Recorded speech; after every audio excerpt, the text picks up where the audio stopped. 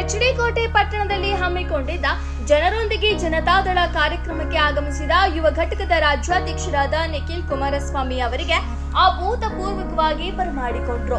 ಮುಖ್ಯ ರಸ್ತೆಯಲ್ಲಿ ಬೃಹತ್ ಗಾತ್ರದ ಹಣ್ಣಿನ ಹಾರ ಹಾಗೂ ಕೊಬ್ಬರಿ ಬೆಲ್ಲದ ಹಾರ ಹಾಕಿ ಮೆರವಣಿಗೆಯಲ್ಲಿ ಮಹಿಳೆಯರು ಕಳಸ ಹೊತ್ತು ಸ್ವಾಗತಿಸಿದರು.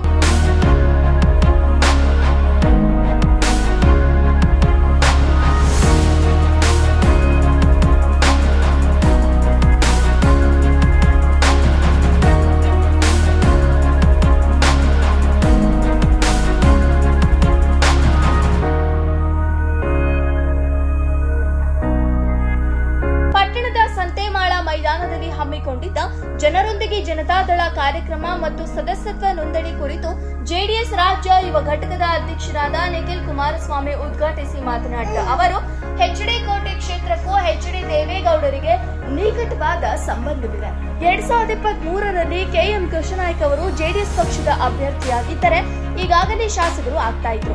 ಹಲವು ಕಾರಣಗಳಿಂದ ಟಿಕೆಟ್ ಕೈತಪ್ಪಿತು. ಆದರೆ 2028ರ ವಿಧಾನಸಭಾ ಚುನಾವಣೆಗೆ ಜನತಾದಳದ ಕಾರ್ಯಕರ್ತರು, ಮುಖಂಡರು ಕೃಷ್ಣನಾಯ್ಕರನ್ನ ಶಾಸಕರನ್ನಾಗಿ ಮಾಡಿ ವಿಧಾನಸೌಧಕ್ಕೆ ಕಳಿಸುತ್ತಾರೆ ಎಂದು ಹೇಳಿದ್ರು. ಈ ಪಕ್ಷದ ಎಲ್ಲ ನಿಷ್ಠಾವಂತ ಕಾರ್ಯಕರ್ತ ಬಂಧುಗಳು ಜೊತೆಯಲ್ಲಿ ಸರಗೂರು ತಾಲೂಕು ಕೂಡ ಸೇರಿದಂತೆ ಅನೇಕ ಜನ ಮುಖಂಡರುಗಳ ಸಹಕಾರದಿಂದ ಬಹಳ ದಿನಗಳಿಂದ ನಡಿಬೇಕಾದಂತ ಜನರೊಂದಿಗೆ ಜನತಾದಳ ಕಾರ್ಯಕ್ರಮ ಇವತ್ತು ಕೋಟೆ ನಾಡಿಗೆ ಬಂದು ತಲುಪಿದೆ. ಕೃಷ್ಣನಾಯ್ಕರು ಪ್ರಾಸ್ತಿಕವಾಗಿ ಈಗಾಗಲೇ ಸುದೀರ್ಘವಾಗಿ ಅನೇಕ ವಿಚಾರಗಳನ್ನ ನಿಮ್ಮ ಮುಂದೆ ಪ್ರಸ್ತಾವನೆಯನ್ನ ಇಟ್ಟಿದ್ದಾರೆ.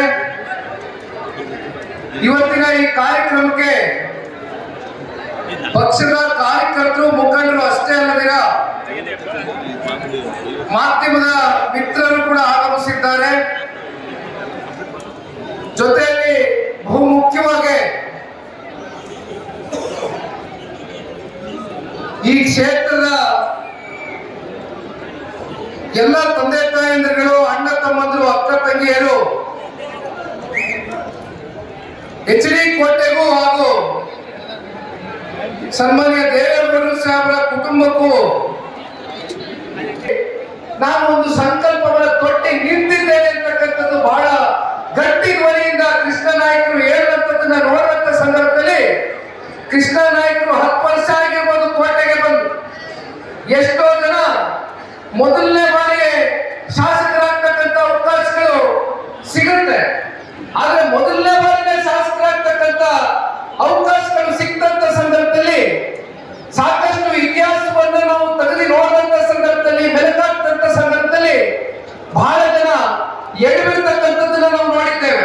ಬಹುಶಃ ಕಳೆದ ಒಂದು ದಶಕದಲ್ಲಿ ಇವತ್ತು ಹುಲಿ ದಾಳಿಯ ಹಾಗೂ ಆನೆ ದಾಳಿಯ ಮಾನವ ಮತ್ತೆ ವನ್ಯಜೀವಿಗಳ ಒಂದು ಸಂಘರ್ಷದ ಆ ಪ್ರಕರಣದಲ್ಲಿ ಹೆಚ್ಚು ಕಮ್ಮಿ ರಾಜ್ಯದಲ್ಲಿ 161 ಜನ ಬಲಿಯಾಗಿದ್ದಾರೆ. ಒಂದು ದಶಕದಲ್ಲಿ ಇದು ಅತ್ಯಂತ ಗರಿಷ್ಠ ಮಟ್ಟಕ್ಕೆ ಹೋಗಿ ತಲುಪಿದೆ ಅಂತಕ್ಕಂಥದ್ದಾದ್ರೆ ರಾಜ್ಯ ಸರ್ಕಾರದ ಅರಣ್ಯ ಮಂತ್ರಿಗಳು ಯಾವ ರೀತಿ ಅವರ ಕೆಲಸವನ್ನ ನಿರ್ವಹಣೆ ಮಾಡ್ತಾ ಇದ್ದಾರೆ ಅಂತಕ್ಕಂಥದ್ದು ಬಹುಶಃ ಇದಕ್ಕಿಂತ ದೊಡ್ಡ ಉದಾಹರಣೆ ಇನ್ನೊಂದು ಸಿಗ್ಲಿಕ್ಕಿಲ್ಲ. ನಮ್ಮ ರಾಜ್ಯದ ರೈತರಿಗೆ ಯಾವುದೇ ಒಂದು ಸಂದರ್ಭದಲ್ಲಿ ಅಥವಾ ನಮ್ಮ ರಾಜ್ಯದ ಜನತೆಗೆ, ಯಾವುದೇ ವರ್ಗದ ಜನತೆಗೆ ಸಮಸ್ಯೆ ಉಂಟಾದಂತ ಸಂದರ್ಭದಲ್ಲಿ ಕನ್ನಡ ನಾಡಿನ ಹೆಮ್ಮೆಯ ಪುತ್ರ ಸನ್ಮಾನ್ಯ ಕುಮಾರಣ್ಣ ಅವರು ಇರ್ತಾರೆ ಅಂತಕ್ಕಂಥದನ್ನ ಭೂಪೇಂದ್ರ ಯಾದವ್ ಅವ್ರನ್ನ ಭೇಟಿ ಮಾಡಿ ಹೇಗಾದ್ರೂ ಮಾಡಿ ಇದಕ್ಕೆ ಒಂದು 10 ಕೋಟಿ ರೂಪಾಯಿ, ಅದೇ ನಮ್ಮ ರಾಜ್ಯಕ್ಕೆ ಒಂದು ಬಿಡುಗಾಸಿಲ್ಲ. ರೈತರ ಕಷ್ಟ ಅಲ್ಲವ್ರೆ, 3,000ಕ್ಕೂ ಹೆಚ್ಚು ರೈತರು ಆತ್ಮಹತ್ಯೆ ಮಾಡ್ಕೊಂಡವ್ರೆ. 1 ರೂಪಾಯಿ ಕೊಡಕ್ಕೆ ಈ ಸರ್ಕಾರದ ಹತ್ರ ದುಡ್ಡಿಲ್ಲ ಅಂತಾರೆ. ನನ್ನ ಮೇಲೆ ಪ್ರೀತಿ ಇಟ್ಟಿದ್ದಾರೆ. 50,000 ಜನ ನನಗೆ ಮತ ಕೊಟ್ಟಿದ್ದಾರೆ. ಅವ್ರ ಜೊತೆ ನಾನು ನಿಲ್ಲಬೇಕು. ಕಷ್ಟನೋ ಸುಖನೋ 10 ವರ್ಷ ತುಂಬಿಸಿದ್ದೀನಿ. ನಾವು ಇಲ್ಲಿ ಇರೋವರೆಗೂ ನಮ್ಮನ್ನ ನಂಬಿರುವಂತ ಜನನ ನಾವು ಕೈ ಬಿಡಬಾರ್ದು ಅಂತೇಳಿ ಈಗ ದೇವನಕೋಟೆ ತಾಲೂಕಲ್ಲಿ 10 ವರ್ಷದಿಂದ ಕೆಲಸ ಮಾಡ್ತಾ ಇದ್ದೀನಿ. ಅದೇ ರೀತಿ ಕಳೆದ ಜನವರಿ ಹೊಸ ವರ್ಷದಲ್ಲಿ 25ರ ಹೊಸ ವರ್ಷದಲ್ಲಿ ಕುಮಾರ